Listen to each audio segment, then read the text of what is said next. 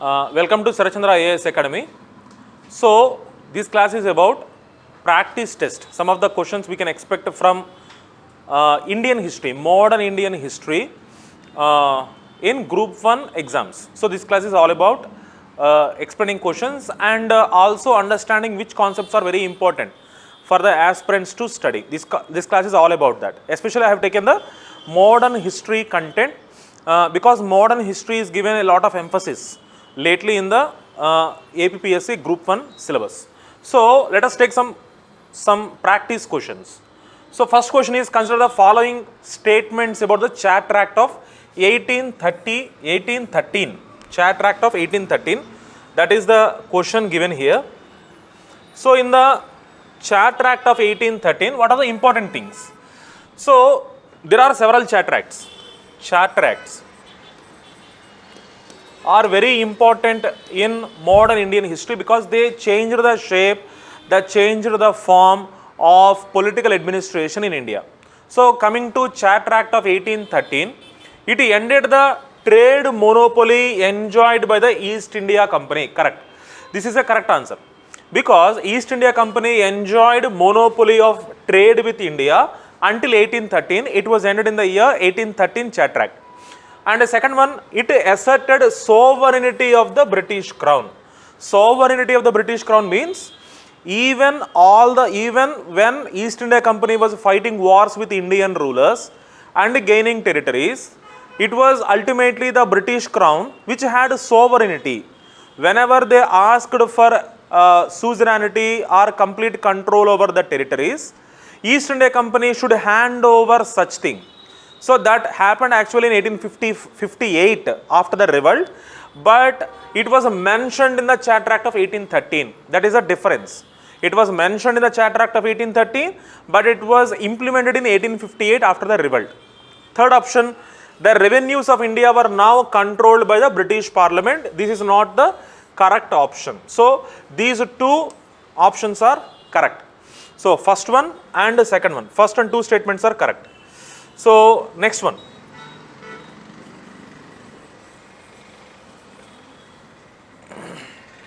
So, second question.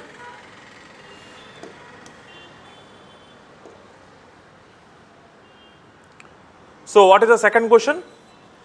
Which of the following were the characteristics of towns in India? Characteristics of towns in India. Any person who read NCERT textbooks can be understanding this question. So, before the arrival of the British in the 16th century, at the time there were no British rulers in India. What were the characteristics of Indian towns in 16th century? So, first one, traders and administrators lived in towns while artisans lived in villages. And second one, towns thrived on taxes derived from agriculture in rural areas. So, townspeople get benefited from the taxes that were collected from the peasants in the rural areas. Towns and cities were often fortified. Fortified means very strong constructions were built around the towns for their security. So, separating it from the countryside. So, which are the options correct in these three? So, why 2 and 3 are correct? 2 and 3 are correct because first is wrong. Because traders and administrators lived in towns while artisans lived in villages. No, artisans also lived in the towns, providing manufacturing goods for the service of jamindars, jagirdars, administrators, rich people who were living in the towns. For them, artisans manufactured goods by living in the towns. So, that is why second statement and third statement are correct. So, third question.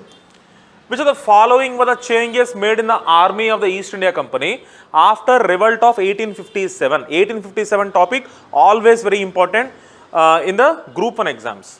So, the regiments of soldiers were made heterogeneous. Heterogeneous means coming from diverse backgrounds. Diversity. Heterogeneous with the people of different caste and regions. That is the first statement. Indian soldiers were made to serve in India only. So, because that created a problem in 1857. many soldiers who fought against the British in 1857 revolt mainly had shown the reason that they were forced to serve outside of India in foreign countries like Persia, Mesopotamia, Burma, or in other countries. That hurt their religious sentiments because they need to go to those territories by crossing the ocean, which was against the religious sentiments. So that's the reason why British changed the approach, and the company's European troops were merged into one division. So previously they were having official duties, but now they were all merged into one division. And fourth statement, now in army, the numerical strength of the European troops were more than Indian troops. So please understand, this was never the case. Never in the history of British rule in India, the number of troops belonging to the British derived troops were never more in number than the Indian troops. So fourth statement could never be correct. The correct option is A, 1 and 3 only. 1 and 3 only, because 2 is obviously wrong. Why 2 is wrong? Because Indian soldiers were made to serve outside of India also. Even after 1857. 2 examples only. Indian soldiers were taken to fight for the British rulers in the First World War, Second World War. Clear? So Indian forces were not only used in India but also outside of India. So second could never be correct. Why fourth could never be correct, I already explained. So 1 and 3 statements are correct. So option A is correct. Fourth question, consider the following events: Vaghera Rising, Worli Revolt, Bastar Rebellion, Ahom Revolt. So revolts are very important, especially with regard to revolts against British rule pre-1857, post-1857. 2 things are important. First one, time period, chronology. Second one, leaders, causes. These 2 things need to be studied with regard to popular revolts in pre-1857 era, post-1857 era also. So now coming to the question, what is the chronological order? They have asked the chronological order 3, 4, 2, 1 or 4, 3, 2, 1. So chronological order 1, 4, 3, 2. 1, Vaghera Rising, uprising, Ahom uprising, Bastar Rebellion, Worli Revolt. So these are just need to be by heart. Next one, with reference to social reformer Jyotiba Phule or Mahatma Jyotirao Phule, as he is called, consider the following statements. Social reform movements are very important. Vidyasagar, or our own Kandukuri Veerasalingam, Raghupati Venkataratnam Naidu, or Jyotiba Phule, Ambedkar, Narayan Guru. So all these Periyar, all these social reformers, we need to study about them. They are very important. So coming to Jyotirao Phule, he argued that the Aryans were foreigners who subjugated the indigenous people. Correct statement. He was probably the first non-Brahmin. He was the first non-Brahmin social reformer in India, and he was the first person to bring this theory that Aryans were the migrants and they started the caste system in India. Okay, by subjugating the indigenous people. Indigenous means local people. They came from Central Asia. That was his argument. He was against Brahminical domination. Everybody knows that. That's easy. He wrote Annihilation of Caste. Wrong answer, wrong statement. Because Annihilation of Caste is a book written by Ambedkar, not Jyotiba Phule. So third statement is obviously wrong. So 1 and 2 statements are only correct. So C option is correct. So about social reformers, we need to study at least briefly in just details, facts. These kind of simple facts are asked. And which of the following were major centers of weaving of textiles? Because British came to India because of very high valued, very high quality textiles that were manufactured in India. So which centers of textile are very famous in India? So which are important? Dhaka, Bombay, Nagapattinam, Kanpur, Patan. All these are important. All these are the major centers of textile manufacturing in India. Okay, next one. 7th question, because that's simply a fact. With reference to Indian history, so the following statements are correct. The Nizamat of Arcot emerged out of Hyderabad state. Second statement, the Mysore kingdom emerged out of Vijayanagara empire. The Rohilkhand kingdom was formed out of the territories occupied by Ahmad Shah Durrani. So Ahmad Shah Abdali also. So who invaded India? So out of these four statements, only second statement is correct. All the about Nizam of Hyderabad, its founding of Nizam of Hyderabad state founding, their relations with Maharashtra's and Mysore sultans, Mysore rulers, and also Carnatic rulers. We need to study these basic facts. So B is the correct answer. So which of the following measures were taken by the British to repress the rebellion of 1857? So how 1857 revolt was suppressed? So the whole of North India was put under martial law. Martial law means military administration. That is important to remember. So civilian rule means so administration of civilian administrators, IAS officers, or politicians, or monarchs. So second option, ordinary Britons were given the power to punish Indians suspected of rebellion. So both 1 and 2 are correct. Both 1 and 2 are correct. C, option C. All North India was under martial law, means military administration, military rule.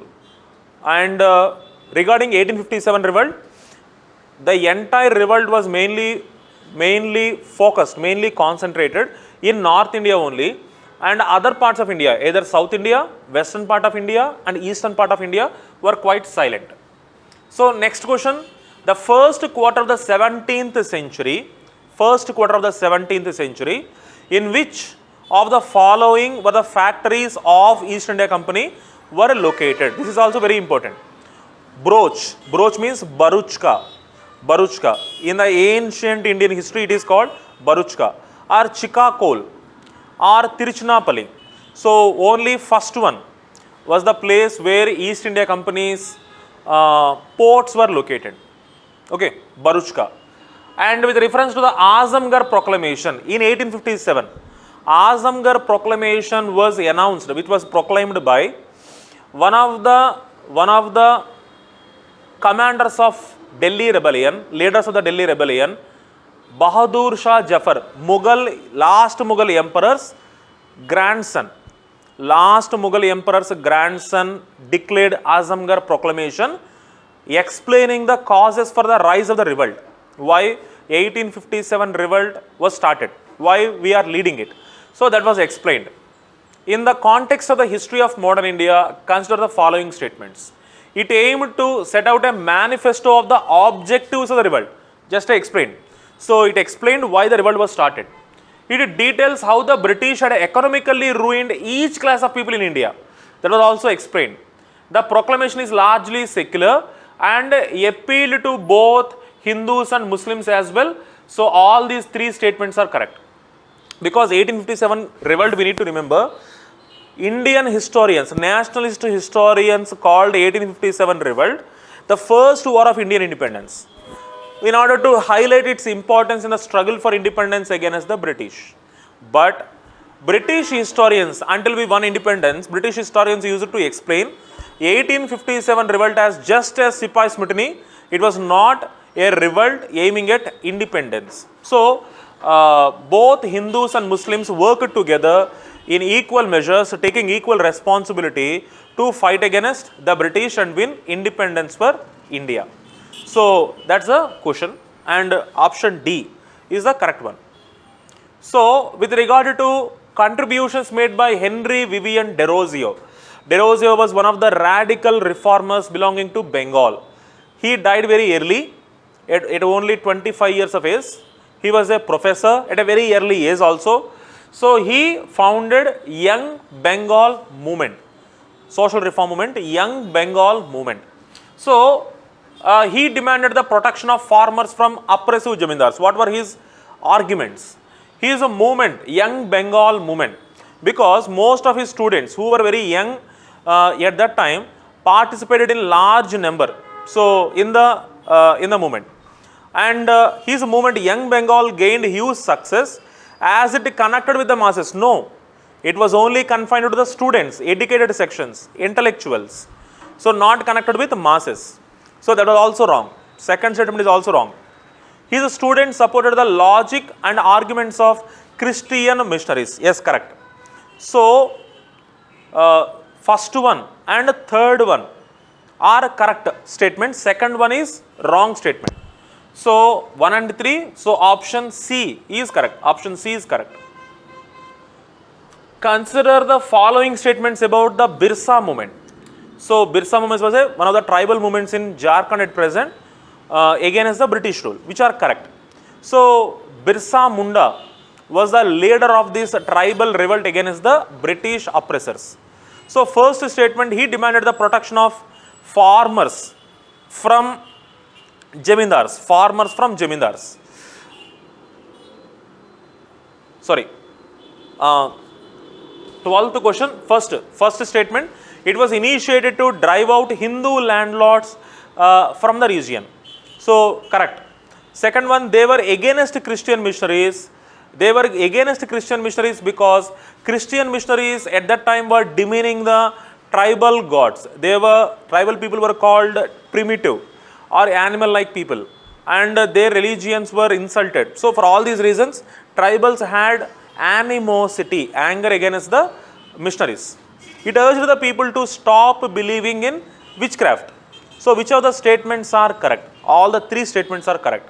Tribals wanted to protect not only their lands, not only their lifestyles, but also their culture, languages, forests, and also their traditions. So that's why they were against missionaries and also the Jamindars. Next one, 13th. Wellesley established the Fort William College in Calcutta. Why he established the Fort William College at Calcutta? So first one, he was asked by the board of directors in London to do so. No, he was not asked by the board of directors. Board of directors were more interested in the efficient and effective rule of East India Company over India, so that they could gain more commercial success. They were not at all interested in, at that time, in initiating educational projects in India. So first statement is wrong. Second statement, he wanted to revive his interest in Oriental learning in India. No. So third one, that's a different issue. To revive Oriental learning in India, East India Company founded Calcutta Madrasa, not Fort William College in Calcutta. Calcutta Madrasa was founded. And also a Sanskrit college yet Benares was also founded by the East India Company, not Fort William. So Fort William we are discussing. He wanted to provide William Carey and his associates with employment. No, William Carey need not be provided employment with the East India Company. He was a missionary. So coming to the fourth statement, because obviously the first three statements are wrong, fourth could be the correct answer. So what's the fourth option? He wanted to train British civilians. That's the correct answer. Train British civilians for administrative purposes in India. After they came to India, they were sent to Fort William College, where they were taught Indian languages, about Indian culture, about Indian history. And in this connection, you need to know about one important thing. When they were taught Indian history, about Indian culture, Indian languages, they were asked to read history of British India. Okay, these books of history of British India in multiple volumes were written by James Mill. Please understand this. James Mill wrote a very highly successful and popular multi-volume book called History of British India, in which British understanding of Indian history was explained. So the civilian officials, bureaucrats who came to India from Britain to rule as collectors or judges or other officials, they were asked to learn about Indian history as it was told by the British. So that's the answer. So option D. 14th question, which of the following statements correctly explain the impact of industrial revolution on India? Industrial revolution means British in Britain In the early part of 19th century, large number of industries were slowly established. So what was the effect of this industrial revolution on India? First one, Indian handicrafts were ruined, exactly, because now there was a competition between Indian manufactured products and British manufactured products. Indian manufactured products through hand, by hand, and British manufactured products by machine. So Indian manufacturers could not compete with British machine manufactured goods. That was a problem. So option A is correct. Machines were introduced in the Indian textile industry, wrong. Machines were not used in India. India had to wait for independence to become industrialized. Railway lines were laid in many parts of the country. No, not after industrial revolution. Railway lines were laid just before. The starting of the railway lines started just before 1857 revolt, not now. Heavy duties were imposed on the imports of British manufacturers, wrong. Opposite is correct. British manufacturing goods were not at all were imposed any taxes. So heavy taxes were imposed on Indian manufactured goods, not British manufactured goods. So 4 is wrong. D also is wrong. Option A is only correct. Now with reference to British revenue policies in Deccan. So 3 revenue policies were initiated by the British in India. Permanent settlement with the Jamindars in Bengal. Self-cultivating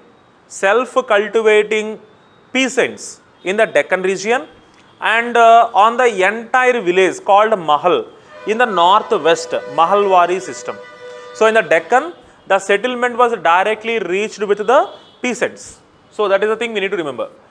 So the revenue here was directly settled with the peasants. Yes, first statement is correct. So second statement, the high revenue. Second statement, the high revenue forced peasants to migrate to new areas. Migrate to new areas, that is also correct, because the revenue demand was very high. Third statement, the revenue demand was based on the type of soil. Yes, the land was surveyed by the revenue officials, and they decided how much revenue had to be paid by the cultivators, peasants. So all the 3 statements are correct. So D, all 3 statements 1, 2, 3 are correct. Which of the following reasons were responsible for the revolt of 1857? Reasons. The forward policy of the British on the northwest frontier of India. So British expected, they were experiencing a trouble from Russia. So that's the first thing. It had nothing to do with the 1857 revolt, because 1857 revolt happened mainly because of the internal reasons. Please remember, internal reasons, not for any British concerns with security. And second statement, the activities of the Christian missionaries aggravated people's discontent. Yes, Indian people's religious sentiments were hurt because of many reasons. Christian missionaries were also one. Introduction of new system of administration of and land settlement in the British annexed state. Yes, very demanding, exploitative revenue settlements were reached. Whichever territories were annexed by the British or won from the Indian rulers. So because of the exploitative tax practices, the peasants had suffered, and later they also joined the revolt. They did not start the revolt, they joined the revolt. The spread of rumors that the new cartridges, greased cartridges, we already know. So 2, 3, 4 statements are correct. 2, 3, 4. So D is the correct option. Consider the following statement with reference to social reform movement in India. 4 statements are given. First statement, initially the social reform movement was limited mainly to the upper and middle classes. Exactly. So there were 2 types of social reforms in India. So which wanted to give rights to women in the upper caste, upper class, educated, urban, middle class families in Bengal. That's first reform movement. Started by Raja Ram Mohan Rai, Ishwar Chandra Vidyasagar, Henry Vivian Derozio, etc. etc. But in the second phase of the social reform movement from 1870s by people like Jyotiba Phule, Mahatma Jyotiba Phule, Narayan Guru in Kerala in 1890s and 1900s, later Periyar and Ambedkar, all these great personalities had taken the social reform movement to the actual victims of caste oppression in India. So, social reform movements were aimed at two problems faced by people in Indian society: patriarchy, women's problem, and caste system, the problem faced by the Dalits and Shudras in India. So, that's my explanation. So, first statement is correct. Second statement, the social reform movements fought against caste rigidities but not against untouchability in society. So, social reform movements until the rise of Ambedkar were mainly focused only on caste. So, it was not against untouchability, correct statement. And there were some revivalist movements, believed that Western thinking ruined Indian culture and ethos. Yes, they had a very negative view of Western culture, Western knowledge and Western civilization. So, these movements are called revivalist movements. Reformist movements welcomed Western knowledge, Western values and Western ideas, but revivalist movements had a completely negative view. Best example, Arya Samaj. Fourth one, Hindu Widow Remarriages Act of 1856. One of the reasons for 1857 revolt was also Hindu Widow Remarriages Act. So, it was championed by Ishwar Chandra Vidyasagar, great personality. So, not Raja Ram Mohan Rai. So, second statement is wrong because they did not fight against untouchability. Fourth statement is also wrong because Raja Ram Mohan Rai was not the champion of widow remarriages but Ishwar Chandra Vidyasagar. So, only 1 and 3 are correct, 2 and 4 statements are wrong. B is the correct option. Which of the following were the purpose of East India Company behind introducing new systems of revenue administration? I gave you 3 revenue administrative policies which were introduced into India by the British. Permanent settlement system in Bengal, Bihar, Odisha, eastern part of UP, some parts of Assam, permanent settlement. In entire Deccan and in South India, except for few pockets, there was Raitwari system, direct tax collection from the peasants. And in the northwestern part of India, so Sindh or northwest frontier province and some parts of Punjab, so there was Mahalwari system. So, coming to the question, what was the main intention, purpose? Improvement in the system of agriculture, first statement, improvement in the system of agriculture and raising money for the proper administration of Indian subjects. Third statement, maximization and stabilization of revenues from land and decreasing profits from merchant activities of the company. So, which statement is correct? Only second statement is not correct. Okay, why second statement is not correct? Raising money for the proper administration of India was, proper administration should never be applied to the British. They did not want to provide proper administration means providing basic civil amenities to the people like education, employment, health care, infrastructure or clean drinking water, health facilities. That was never the intention of the East India Company. So, 134 C is the correct option. Now, coming to leaders of 1857 revolt. So, who are the leaders of the 1857 revolt in various regions of India? Kunwar Singh. So, Kunwar Singh, we have to match. Kunwar Singh did not belong to Rajasthan. Kunwar Singh belonged to Bihar. Khan Bahadur, Chota Nagpur. Khan Bahadur, Chota Nagpur, also wrong. Next one, Nana Sahib belonged to Kanpur. Yes, he was the adopted son of Peshwa Bajirao II. And fourth option, Maulvi Ahmadullah Shah, he belonged to Faizabad. Yes. So, only 3 and 4. Only 3 and 4, C option is correct. So, 20th question, Santhal movement. Santhal movement is the freedom movement. So, the British settled the Paharia community. This is given in NCERT textbook only. Okay, in themes 3, NCERT textbook direct question. The British settled in Paharia community exclusively in Damani Koi, which alienated the Santals. Yes, there was a conflict created between Santal tribal community and Paharia tribal community. Santals were the migrants who settled in the Paharias. The Permanent Settlement Act of 1793, permanent settlement was introduced into Bengal, Bihar and Orissa in 1793 by Lord Cornwallis. Alienated lands from Santals. Alienated means they were moved out of the lands. They were moved out of the lands. And Dikus were the leaders of the Santal. That's wrong. So the British government later enacted separate district to conciliate Santals. That is also correct. Santals were given a separate district and a separate administrative facility. So second is correct and fourth is also correct. 2 and 4. So 2 and 4 B. Option B is correct. Consider the following statement with reference to the tribal movements in northeastern region of India.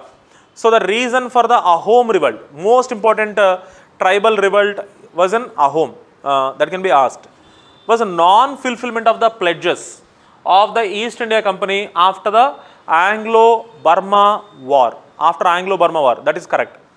The reason for Khasi revolt was the British occupation of the hilly region, correct. Mainly the occupation of the British ruling class in the tribal regions of northeast was most important cause, and also Anglo-Burmese war. Kuki revolt, Kukis were a separate group of tribals. Kuki revolt against the British policies of recruiting labor during the First World War, that is also correct. Jiliong Song movement was against the British for their policy of suppression of human sacrifice. No, suppression of human sacrifice is called Thagi. It's more prominent in central India, not in northeast India. So 1, 2, 3 statements are correct, not fourth. So 1, 2, 3, D option is correct. Now, which of the following, 22nd question, which of the following conditions imposed on the princely states by the British under the subsidiary alliance? Very important. The princely state will disband its own army and be dependent entirely on the company troops, correct. Second one, the princely state would have to provide the resources for maintaining the British contingent. Resources, money or territory had to be ceded, correct. Second statement is also correct. The princely state could not conduct foreign affairs, that is also correct. Because princely state had to hand over to the company two things. It had to hand over foreign policy and defense policy. So how a princely state had to run its relations with other princely states was handled by the British, not by the native princely ruler. And also defense policy, how many number of soldiers had to be maintained, so they should be loyal to whom, and which wars to be fought, which wars should not be fought. All these defense policies were also taken by the British, not Indians. So 1, 2, 3 statements are correct. Satya Sodhak Samaj was founded by Jyotiba Phule. Satya Sodhak Samaj. Next question. A movement for upliftment of tribals in Bihar? No, because Mahatma Jyotiba Phule belonged to Maharashtra and anti-caste movement. So option C is correct. And permanent settlement, result of permanent settlement. I am giving more questions from important topics rather than cover all topics, some of which are not as important as others. So commodification of land, yes, land became a very profitable property. First option is correct. Modernization of agriculture did not happen.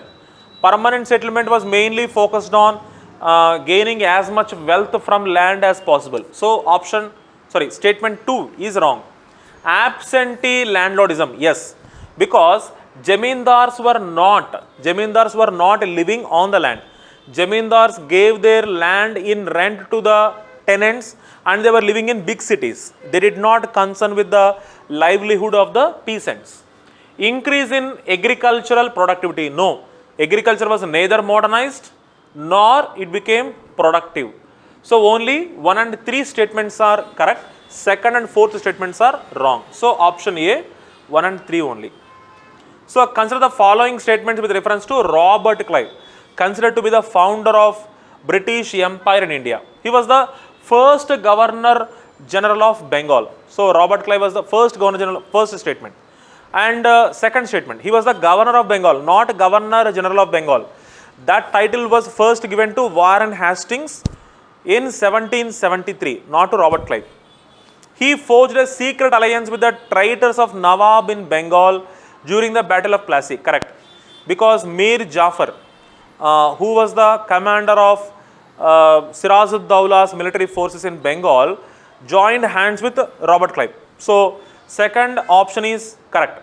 He signed a treaty of Allahabad with Mughal Emperor Shah Alam II, and also in Allahabad he also signed a treaty with Awadh ruler. Awadh ruler at that time was Shuja-ud-Dawla. So, third statement is also correct, and because of this treaty of Allahabad, he gained Diwani rights over Bengal, Bihar and Orissa.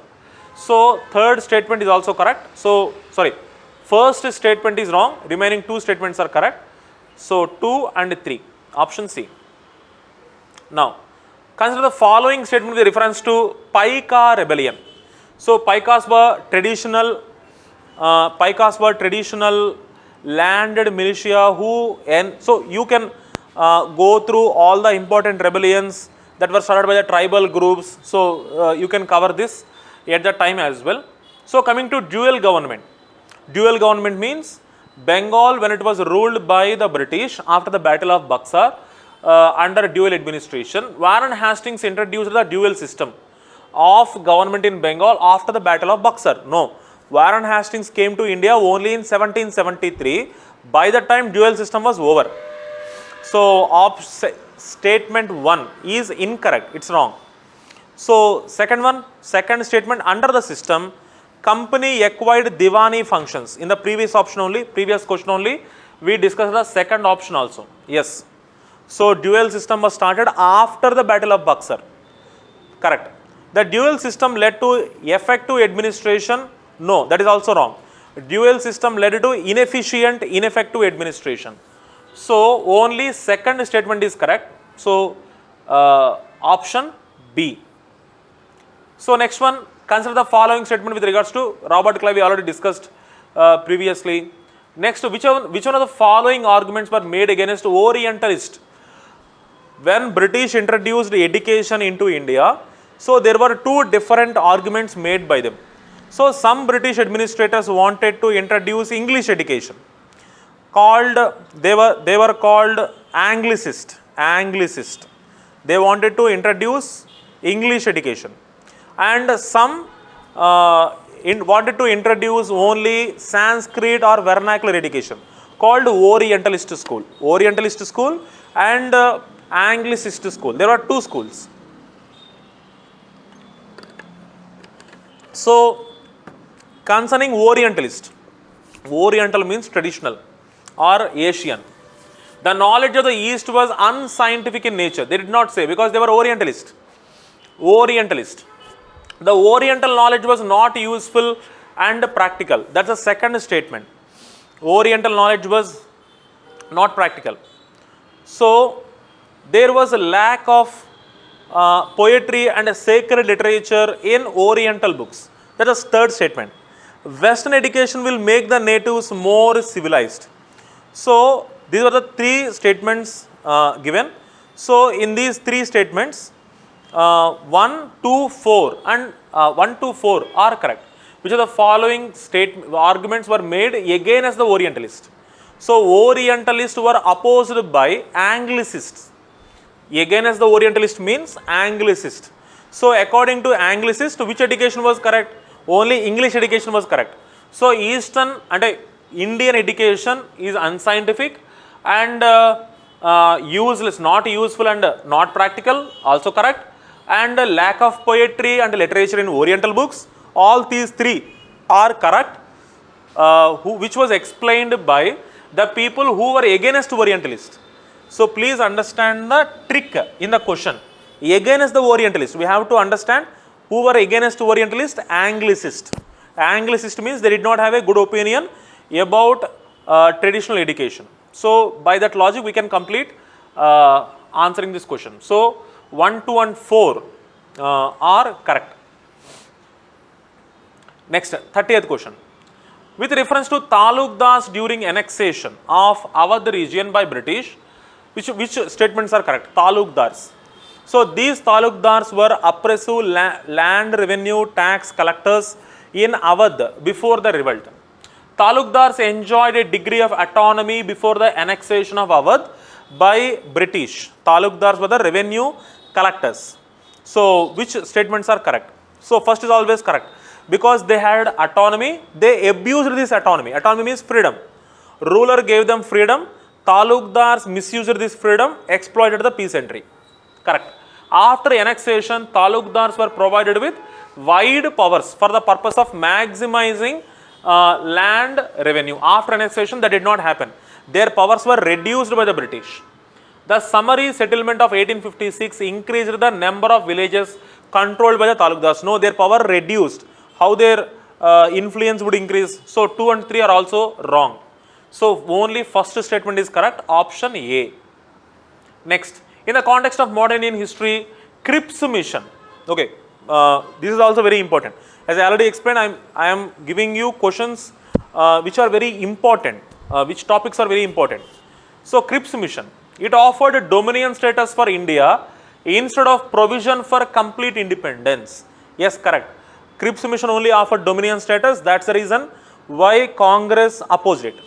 Cripps mission did not emphatically granted with focus and with emphasis granted Pakistan. That's why Muslim League also opposed it. Okay, that's a different matter. Second option, it lacked any plan for immediate transfer of power. Yes, correct. Because it was only speaking about the future after the war ends, not what would happen during the course of the war. Yes, correct. Third one, the demand of the Congress that the Governor General should be only the constitutional head and all the powers should be distributed to Indians. Only Governor General should be constitutional head like President of India. So that was a demand of Congress. So that is also correct. Congress demanded it, British did not give it. That's a different issue. The Muslim League thought that the proposal denied Muslims the right to self-determination. It was not mentioned in the Cripps mission. That's why Muslim League also opposed it. So all 4 statements are correct. 1, 2, 3, 4. Yes, option D is correct. So next question. Which of the following events in Punjab contributed towards the spread of revolutionary activities? Revolutionary activities are also very important, especially the early phase of revolutionary activities in Bengal. I am giving you important concepts we need to study. Early revolutionary movement in Bengal, Anushilan Samiti, Jugantar, etc. And revolutionary activities in Maharashtra, Abhinav Bharat Mitra Mela of Savarkar. And second phase of revolutionary activities under Sachin Sanyal, Chandrasekhar Azad, Bhagat Singh, Surya Sen. So about these personalities and the revolutionary movement they started also we need to study. Coming to revolutionary movement in Punjab only. Lala Lajpat Rai brought out Punjabi. Punjabi means that's a journal to spread revolutionary thought. Yes, but during Swadeshi movement.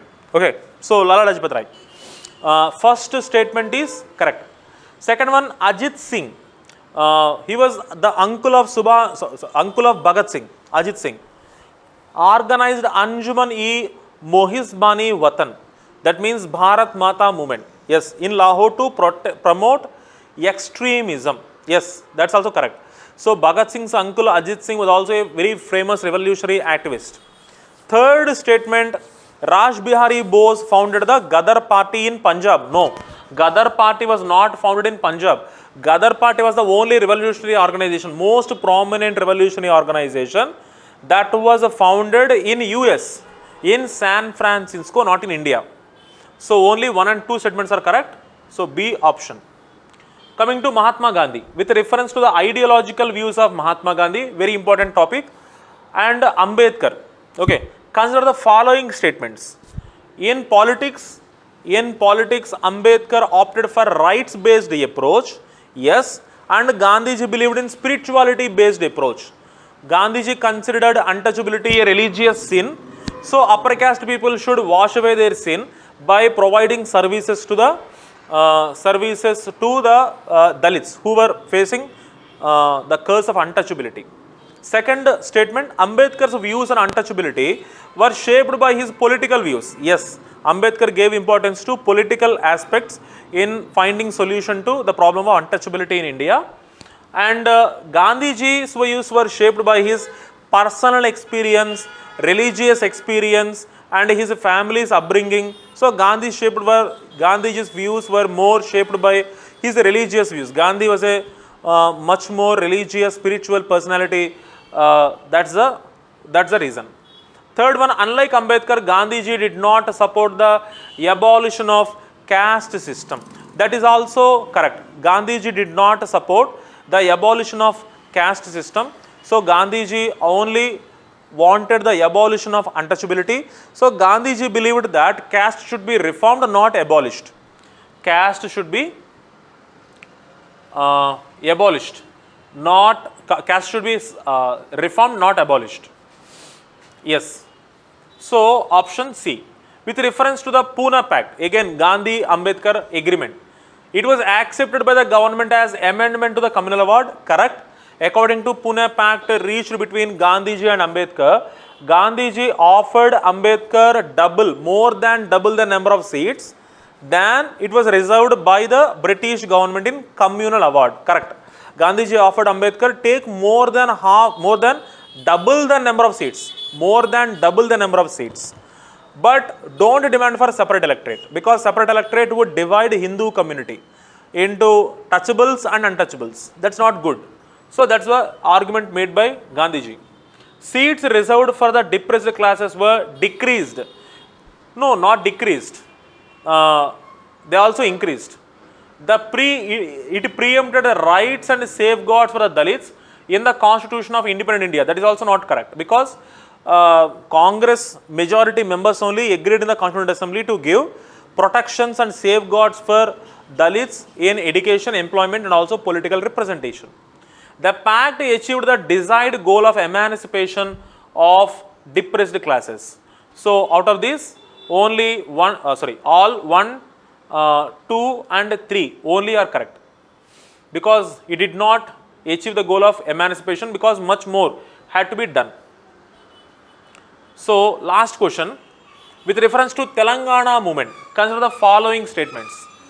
So it was a Telangana movements means Telangana armed uprising from 1945 to 1949. It was a peasant movement against illegal land revenue exactions by the British, not by the British, but by the Nizam. So first statement is wrong. Second statement, seats reserved for the depressed class. Second statement, the demand was to increase the share of the sharecroppers.